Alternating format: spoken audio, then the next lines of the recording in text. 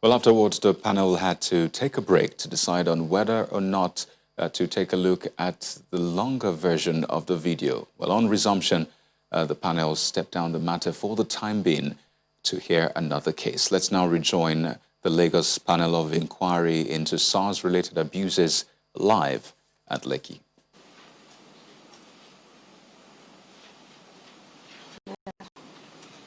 While he was trying to drag the phone from me, I refused. Another policeman, this one was wearing uniform, he walked towards where myself and that man was and said that I should follow him. I said, I'm not going anywhere. Then they started dragging me. I had to stop resisting them. I followed them as they instructed. Yeah. They dragged myself with one of the girls that was standing very close to me on the roadside there. They dragged me across to the police station. I did not resist them.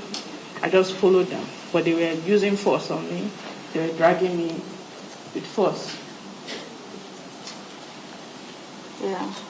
When we crossed over to the other side, just in front of the police station, there were so many policemen there, so many of them. I cannot count how many was there. They started beating me. It wasn't just any kind of beating. With their legs, pounds, conk, slap on my face, and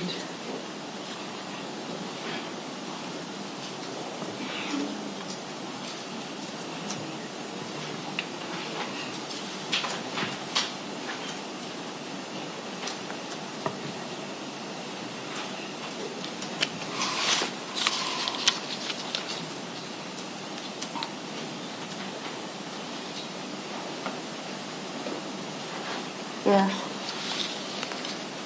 while the beating was going on,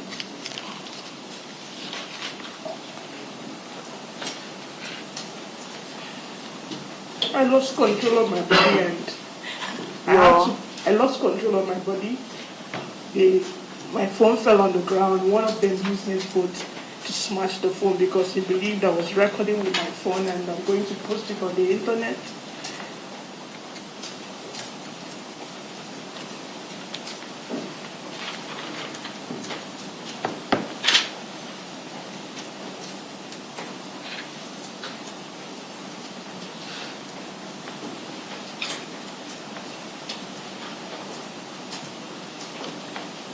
Yeah. While we're still at that gate, some were coming out, they joined the beating, dragged me inside. That was where I lost control of my body. I peed on myself. I managed to get hold of the phone because I knew that was the only thing I had. No family to contact. And Yeah. when we got into the police station, the beating got worse. The women there, they were about, I can remember I saw about 5 of them. They joined, women, yes. They joined the beating. Excuse me, you said women. In what capacity were they? The women you saw? I saw about 5 coming out from the police station. And who were they exactly? I don't know who they were, but I'm sure that they are police women. Because,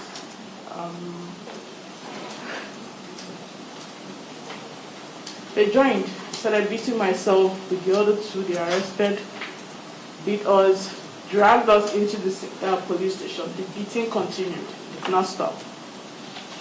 There's a lady there that day, she's on low cut, black in complexion, slim. She was so particular about my phone. She kept hitting me endlessly. I went under the staircase there trying to hide for safety, at least for the beating to just reduce a little bit. She entered inside that same place, kept hitting me, dragging my phone from me. I finally had to let go because if the phone spoils, there's nothing else I can do. There's no one to contact. I had to let go of the phone. Yeah. After much pleading with them, crying and shouting and asking them to just let me call a family member that had been arrested, they refused. They asked me to go sit down somewhere inside the counter. While I was sitting down there, they called us, myself with the other girl, to come take off our bra and take off our personal belongings, search us. We stood there. They didn't even give us any form of privacy to change our clothes. They asked me to take off my bra. There was a guy sitting down there. I took off my bra in the presence of that man. I couldn't even do it the way ladies normally do it, take it off, and so I had to take off my shirt because of the kind of clothes I was wearing. At that moment, it wasn't what mattered to me.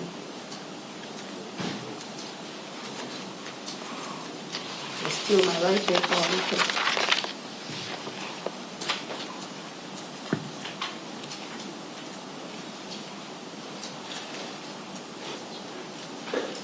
Yeah. After taking off my bra, I sat down. One man, police officer, was in his uniform. I don't know what got over him. He wasn't satisfied with the beating we've gotten. He went and brought a broken mop stick. Started wiping the other guy. After wiping him, moved over to the other lady. The whole stick broke on their body.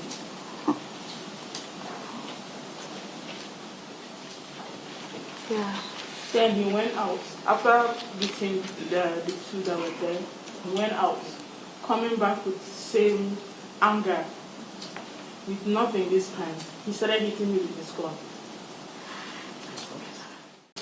At that point, just hit me. He started hitting you with Yes, what? With he was what? hitting me with his gun, the mouth, not even the head, the mouth. I was scared. What if he pulls the trigger by mistake and he shoots me? I think he noticed that I was really doing the wrong thing. He stopped and used his boots on my abdomen. When he was satisfied, he left. Yeah. After that, the man walked in and was asking me to lay down on the floor, face down. I was so scared.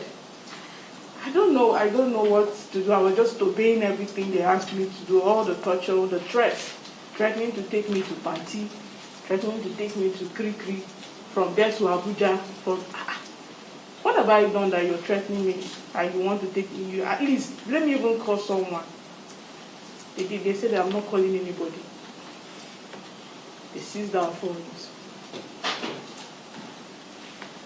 Yeah. Then they called the lady that they gave my phone called me. She's fat, fair in complexion. I think she's Yoruba. She speaks Yoruba. She was speaking Yoruba that day. She called me that she would open my phone, the password. And my phone was still functioning. I opened my phone. Even the calls that were coming in, I was trying to pick. I couldn't hear what the person was saying because I think the phone was already damaged to the point that I can't hear what someone was saying. I opened my phone, went to the gallery, she saw the videos, and that one came with a slap. After seeing the video, she slapped me. She was making videos, want to send to the internet. I was pleading with her, let me call my daughter. She slapped me with that comment. She hit me for the mention of it. My daughter, you want to talk about daughter now? Shebi, you're there protesting. Yeah. After registering my belongings, writing my name, they took myself with the other girl to the cell, locked us up. No contact with anybody. We were inside our cell. It was about 4 or 5 were there worried that what if something bad happens to us? She was just crying and I was even trying to console her, even when myself I was living in a worse situation. What if that was the end of me?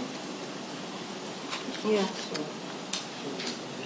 We stayed there till I think about 7. They came, they took our names, they went down. I was asking them, pleading for water to drink because I was so dehydrated. One guy told me there's nothing he can do. A police officer, he said there's nothing he can do. Until another lady came, she now managed to get water from one of the people that were inside the cell. She begged and they gave me water to drink. They kept coming to take names, address, phone number, this, many questions. At that point, I had given up. I don't know, because nobody knows that I was going for an interview. Nobody knows that I've been arrested. Nobody knows my condition at that moment. I was so scared for my life. And being the fact that it wasn't my first time encounter with the police, I was only 12 the first time. They locked me up at the age of 12. That was the sole reason why I came to protest. I would have just gone home after the interview, but I didn't. I was 12 when they came to our house, arrested me, my sister and my mom, because I fought. 12 years. Even when they saw me, they would have at least said, oh, she's a young girl, she just had a fight,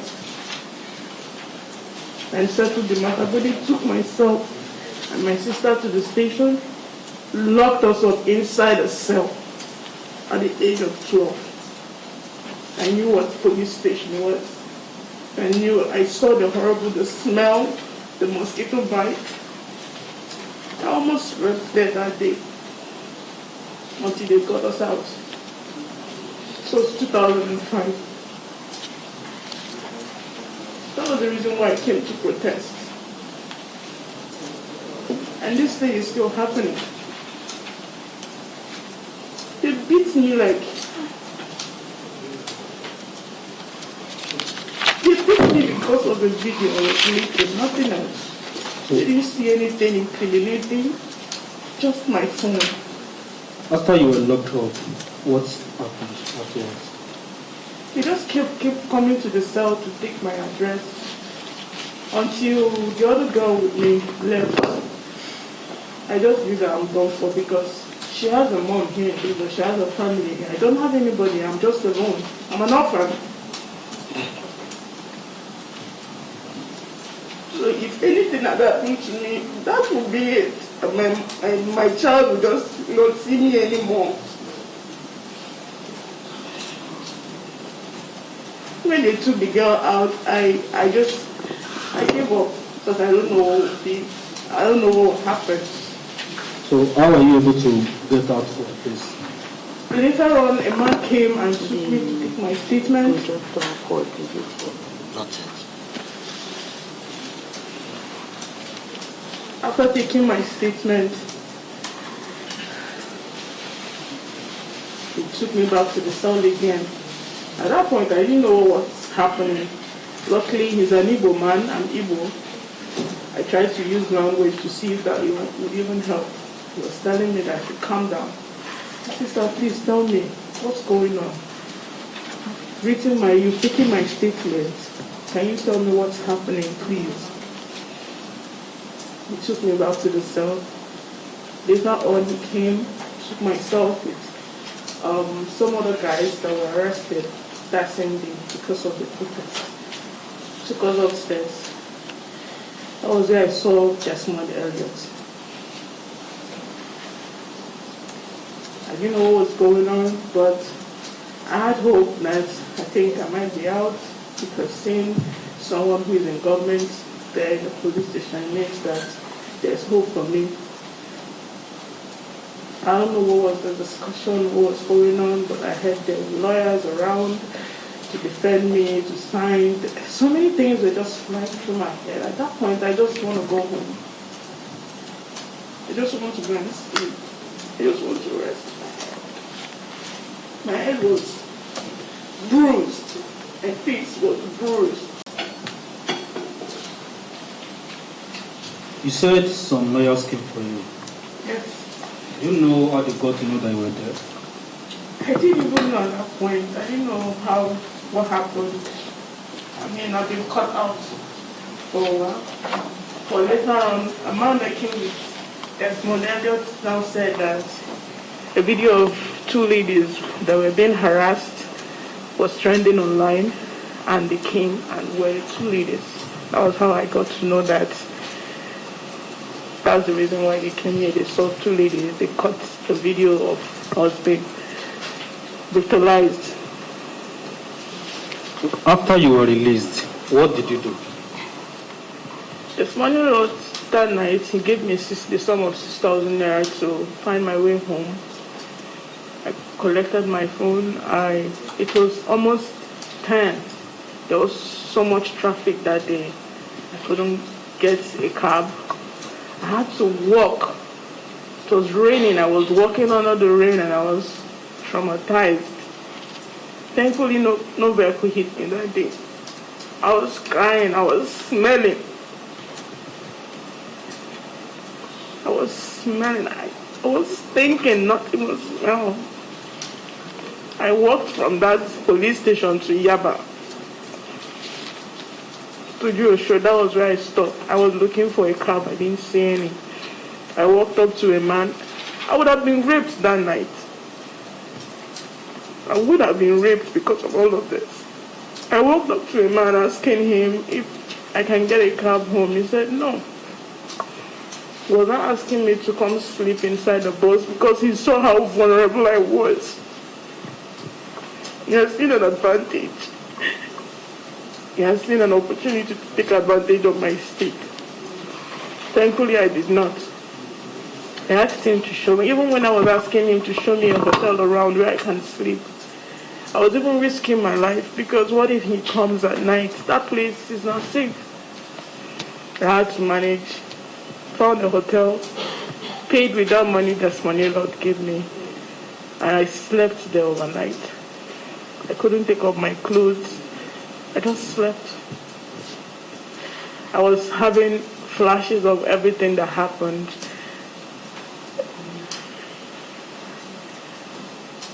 I was seeing things. I was just seeing myself being shot. I was overthinking everything. What if they had killed me? What if? I couldn't sleep again. I just kept awake till 4 a.m. A friend of mine ordered Uber. That was how I got home that day, on the 13th.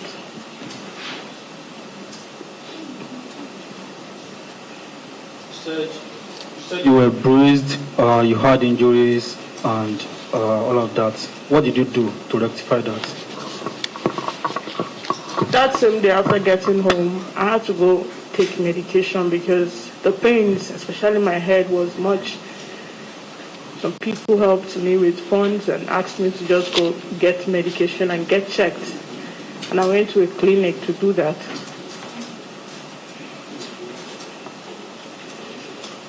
When you got to the clinic, what was done to you by the doctor? What was the conversation and what happened? She examined me. She gave me medications for the pains I was having. I had a swollen mouth. My face was swollen. She just examined me and asked me to go. I should take the medication. That will be fine. Do you have evidence of actually going to that hospital? Yes, I do. And the bruises you were talking about, do you have evidence of the bruises? Yes, I do. And what did the police do afterwards? On the 16th, we were supposed to go for the orderly room trials of those who did this. We went to the police command. When we got there, they didn't do anything that day. We just talk. And the lawyer who was with me that day said that he needs to visit the Surulere police station. He needs to see the DPO in charge.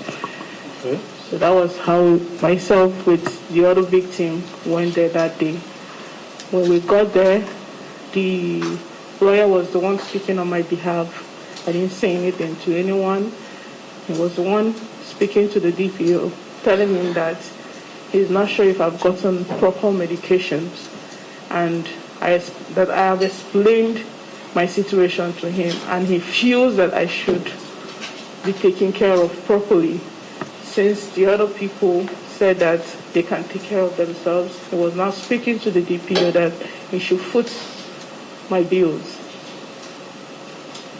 Okay. So while we were talking, the DPO was talking about settlement. Okay. I told the lawyer that if that is why we are here, then I'm not interested. Okay. He said no, that we are not here for settlement, and he wants them to carry the role of taking care of me because they were the one who had, as in, brutalized me, so that he wants them to do that. So they agreed that they would do that. Medical aspect, not settlement. Okay.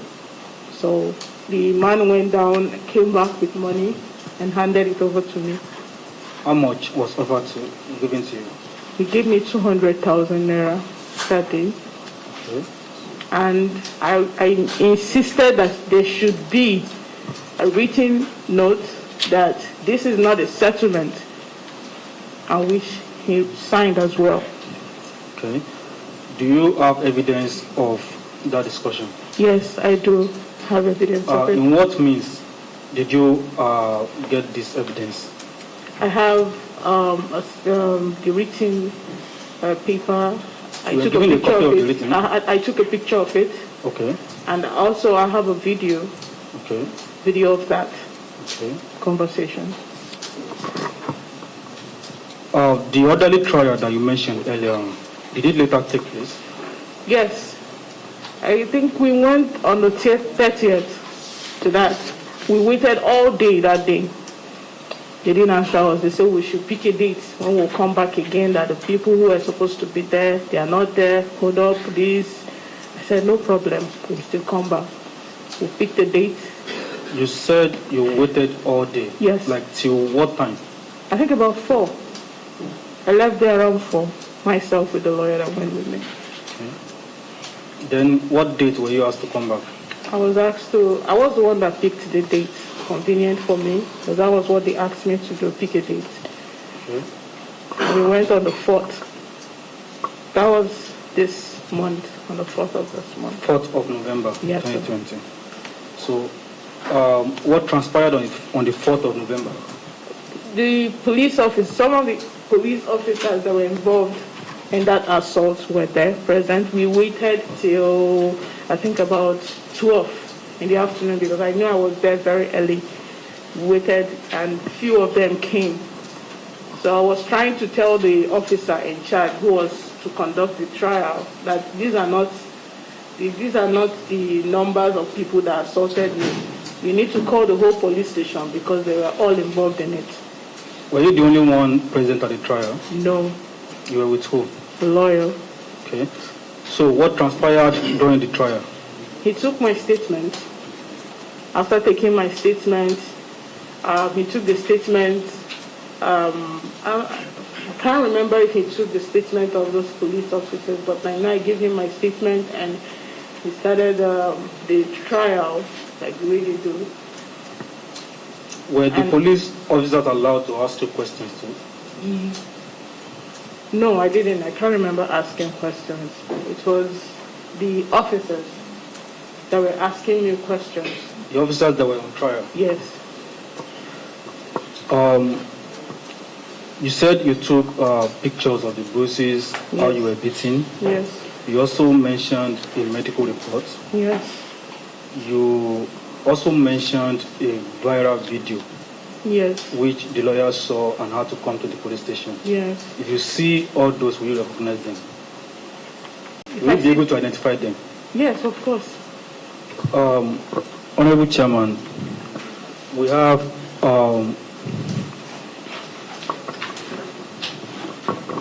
I'd like to present the medical reports and the pictures that were duly printed out.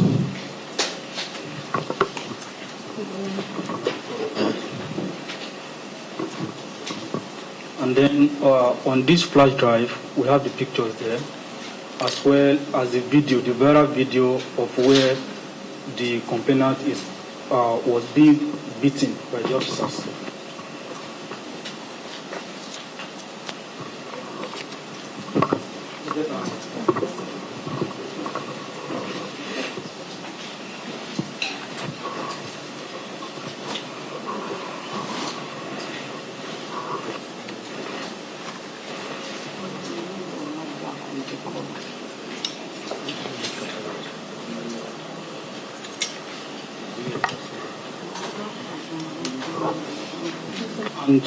And the agreement which was signed at the police station is also on the flash drive.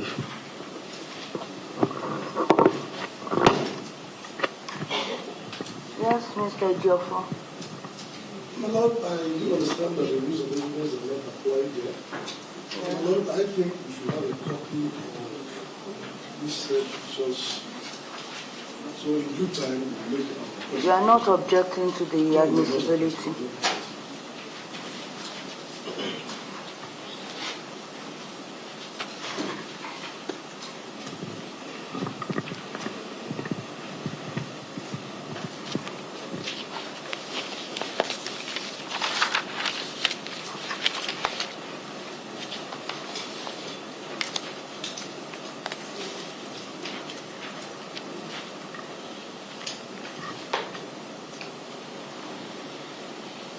Apologies, Honorable Chairman. Yes. The witness mentioned, I would like to do it once and for all. She mentioned a phone that was destroyed during the beating, and I would like her to identify it so as to tender it once and for all.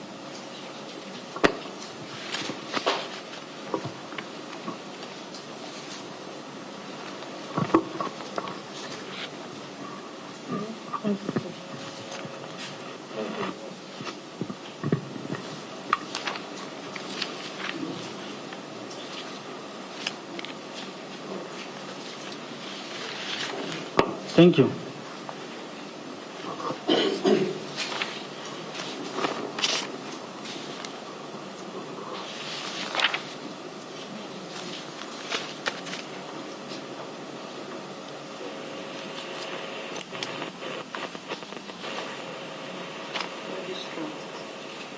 Registrar.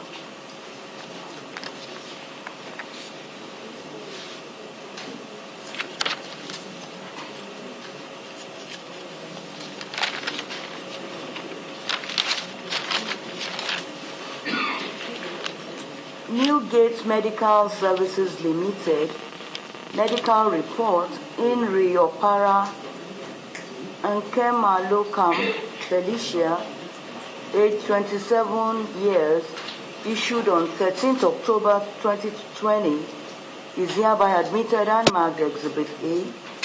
3 photographs of the complainant are hereby admitted and marked together as Exhibit B.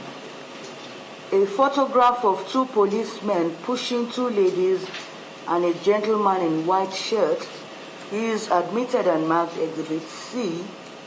An HP flash drive is admitted and marked Exhibit D. A Nokia phone with a broken screen is hereby admitted and marked Exhibit E. Yes. And we would have ordinarily loved for her to see the video and identify what. I was told the projector is not in good shape. Working. So I would like to proceed. Seek an adjournment. Okay. As the panel places. You need to view the. Yes. So that, tell me what you want. Okay. I would like to take an adjournment so as to be able to showcase the video.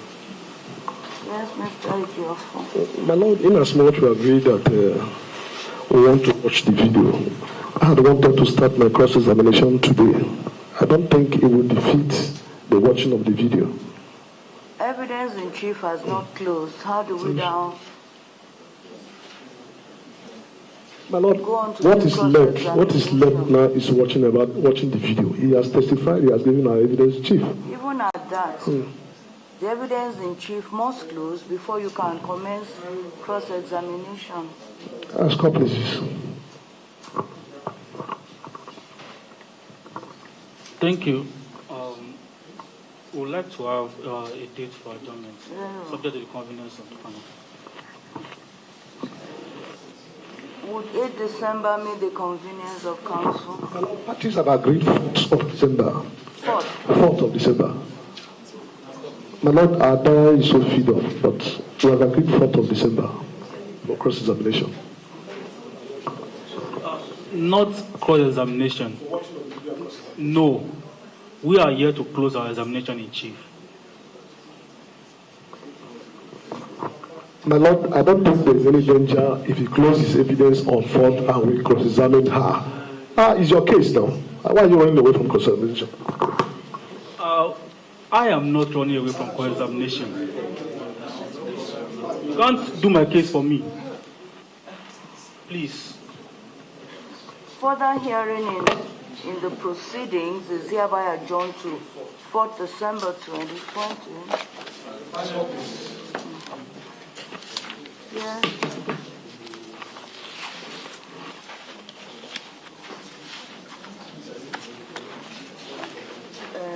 Do you call this? Because it's going to take some time to get back. Yeah.